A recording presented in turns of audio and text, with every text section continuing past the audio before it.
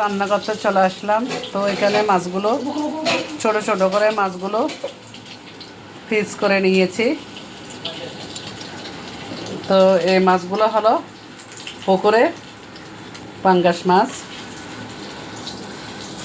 আর এখানে দিয়েছি আদা বাটা, রসুন বাটা, পেঁয়াজ বাটা, জিরার গুঁড়ো, মরিচের গুঁড়ো, হলুদ গুঁড়ো দিয়ে ভালো করে মেখে নিয়ে 10 মিনিট রেখে দিয়েছি।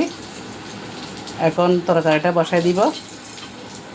সাথে থাকো, আজকে পাঙ্গাস মাছের ঝাল কীভাবে রান্না করব সেটা তোমাদের সাথে শেয়ার করতেছি।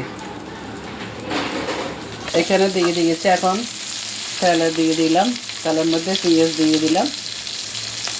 এটা যখন লাল হয়ে যাবে মাছগুলো সুন্দর করে বসাই দিব। সাথে থাকো।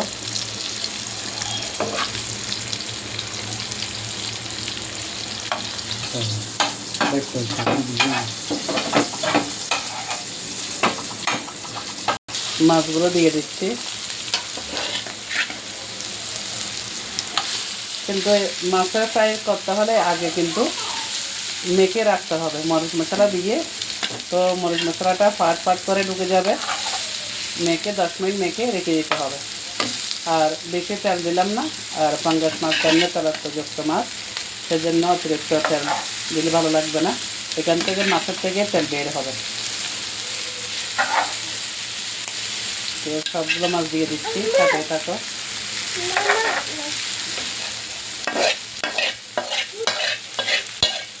তো সব মাছ দিয়ে দিয়েছি।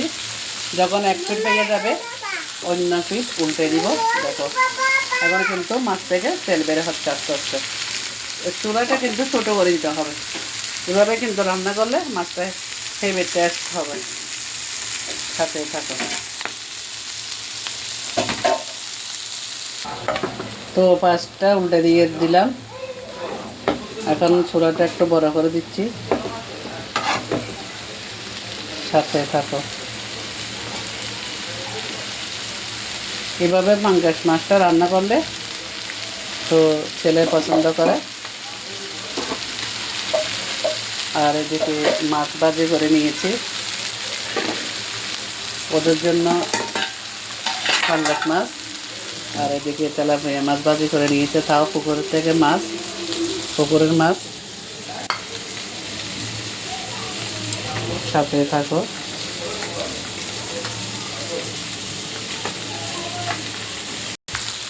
হালকা একটু করে রসা দিলে দিব, না দিলে নেই। চুলাটা ছোটো করে দিলাম। এভাবে মাছটা রান্না করে নিলাম। তো বন্ধুরা দেখো, আমার রান্নাটা যদি তোমাদের কাছে ভালো লাগে সবাই ভিডিওটা দেখবে, রান্নার ভিডিওটা দেখবে, কেমন হয়েছে কমেন্টে জানাবে। যদি রান্নাটা ভালো লাগে তাহলে তোমরা সবাই একটু লাইক কমেন্ট